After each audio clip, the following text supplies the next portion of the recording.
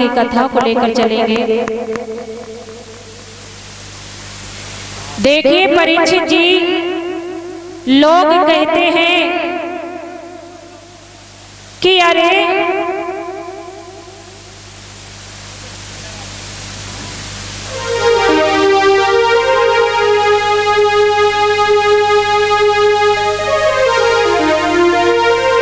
समय की बात है परीक्षित जी, एक राजा जी जो थे उनको अगला पिछला सब कुछ ज्ञान था कि मेरे साथ क्या होने वाला है।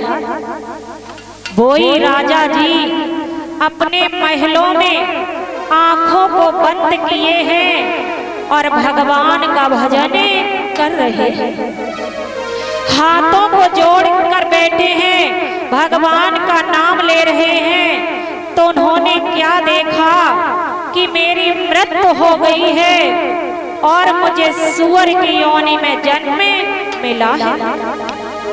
जब राजा जी ये सब देख रहे थे कि मेरी मृत्यु हो गई है, सूअर की योनि में जन्म मिला है और मेरे छोटे छोटे भाई बहन हैं, साथ में मेरे माता पिता भी बैठे हैं और मैं भ्रष्टा खा रहा हूँ, गंदगी खा रहा हूँ, ऐसा चमत्कार देख रहे थे।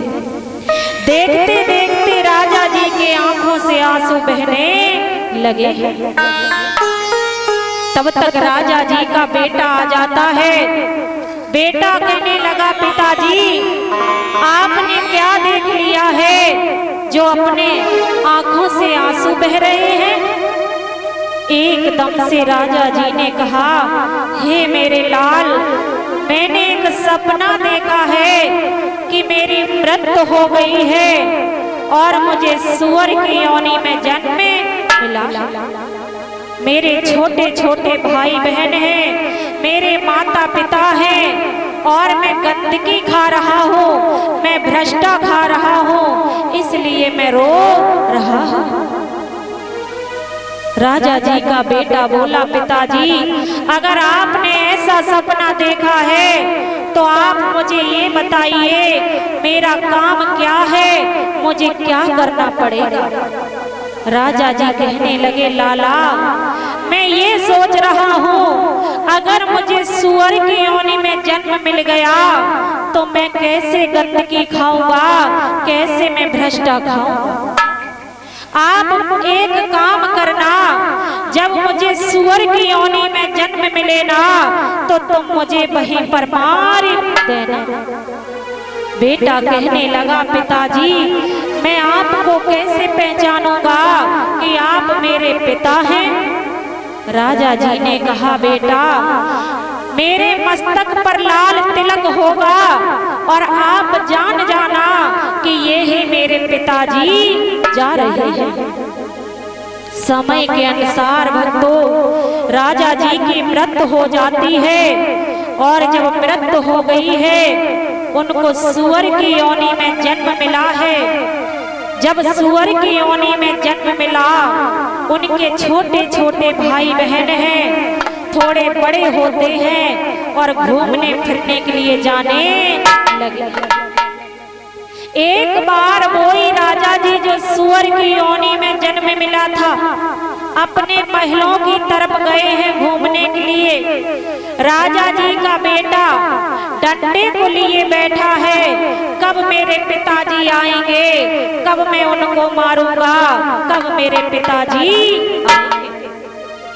जब वही राजा जी महलों की तरफ आए हैं घूमने के लिए, उनके मस्तक पर लाल तिलक है।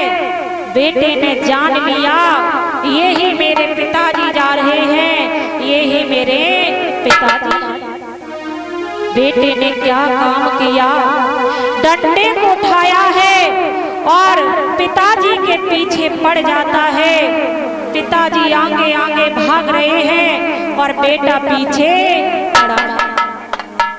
जैसे बेटे ने घेर लिया है और जो राजा जी ने सूअर की योनि में जन्म लिया था, जब बेटे ने घेर लिया, जैसे डंडे को उठाया है मारने के लिए, वही सुअर गर्दन हिलाने लगा, कहने लगा बेटा मुझे मत मारो, बेटा मुझे मत मारो। बेटा कहने लगा क्यों पिताजी? तो वही सुअर बोला है बेटा जब मैं राजा था तो मुझे रंगत अच्छी लगती थी, जब मैंने सुअर की योनि में जन्म लिया है तो मुझे ये संगत अच्छी लगती है। कहते नहीं है भक्तों, जो जैसी योनि में जन्म लेता है वो वहीं पर खुश रहता है। राजा जी मन में विचार करते थे कि जब मैं सुअर की योनि में जन्म लूंगा तो कैसे भ्रष्टा खाऊंगा। जब उनको परमात्मा ने सुअर की योनि में जन्म दे दिया तो उनको वही संगत अच्छी लगती थी। कहते नहीं है भक्तों, चाहे राजा हो चाहे रंग हो, जो जैसी योनि में रहता है वो वहीं पर खुश रहता है। बोलिए कन्हैया लाल की, भागवत भगवान की, शिव महापुराण की जय जय श्री राधे। अब हमारे परीक्षित जी हमें ये बताएंगे, कल हमने आपको कथा